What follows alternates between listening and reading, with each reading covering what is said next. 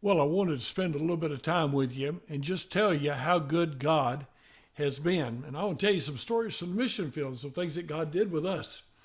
Back in 1987, I couldn't speak a word of Spanish. Fact is, to be blunt, honest with you, my Spanish was about as poor as you can get. I didn't know the word cat or dog. I barely knew how to write the words yes and no, sí and no. And we drove into Mexico. Now, I'd been told in high school and I'd been told in college that I had no language ability. In high school, I barely made it through. In college, while I was in there, the teacher was a lady from Germany who spoke French and German perfectly. And so I took French the first semester because they told me if I took the foreign language, I could get a BA, which was going to be the more, what would you say, sophisticated degree. A BA was better than a BS. And all I had to do was take a language. I said, well, I did that in high school. Surely I can pass. And so I took the first semester of French, and she gave me a D minus. She said, you really try, but you just slaughter this language. And so she said, I'll give you a D minus. Please don't take French again. And she said, I want you to try German next semester. Well, I went through German and got a D minus.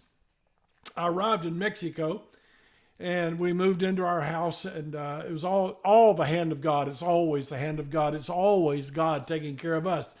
You belong to Him, and because you belong to Him, He takes care of you. And so here I was in Mexico, and within 2 or 3 weeks, the teacher said from the lectern in front of all the students, Austin, you have no language ability. This is going to be hard for you.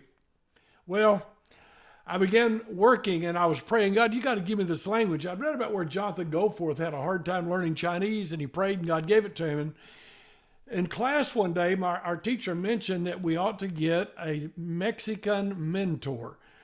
She didn't use those words. Those are words I've picked up since then, but she has somebody that could help us.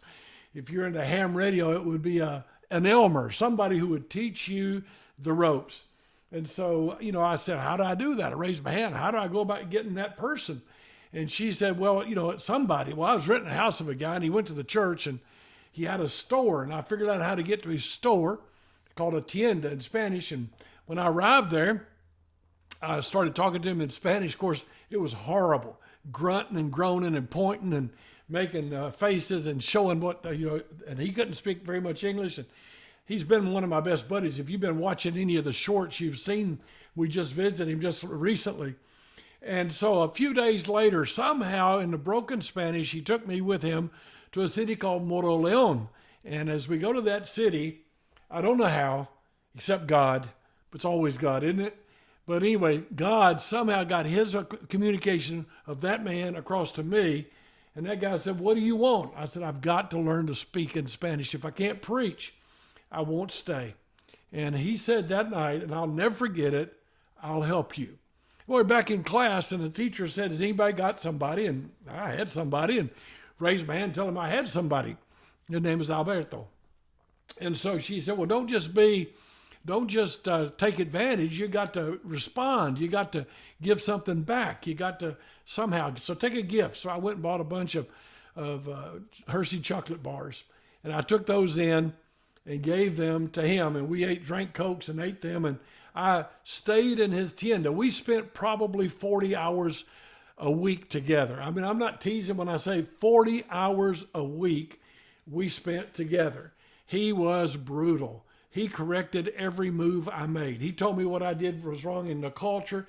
He told me what I did that was wrong in the language, and he taught me everything. And I spent all that time with him learning. Now, when I look back, I realize full well that it is God that opened the door and God that gave me the opportunity to learn Spanish with him. Now, I still speak with an accent, and I wouldn't claim to be real good, but the Lord opened the doors for me to preach all over Latin America. I preached in Spain. I preached in Latin American countries, and God has let us see hundreds of people trust Christ as their Savior. And I give all the credit first to God who lives in me and works in me, and I'm His, and I live in Him, and I have my being in Him, and He is in me. And not only does that happen, but He even brought all the things to place in my life so that I would meet this wonderful family. And so He taught me the language. I'd be sitting in His store, and somebody'd walk up, and I was barely understanding, and I'm sewing together soccer balls with him. And they'd say, who's the white guy? Who's the gringo? And he'd say, well, he works for me. And of course, I didn't understand it at first. And then slowly I began to understand what was going on. But God knit our hearts together. Like a Jonathan and a David, God knit our hearts together. And I thank God for what he did in giving me that friend. Now, if you're on a language school trip or you're learning a language, I need you to know, first off, God's going to take care of you. You can trust God to take care of you and to meet your needs. I want to tell you that ask God to give you somebody to help you with the language.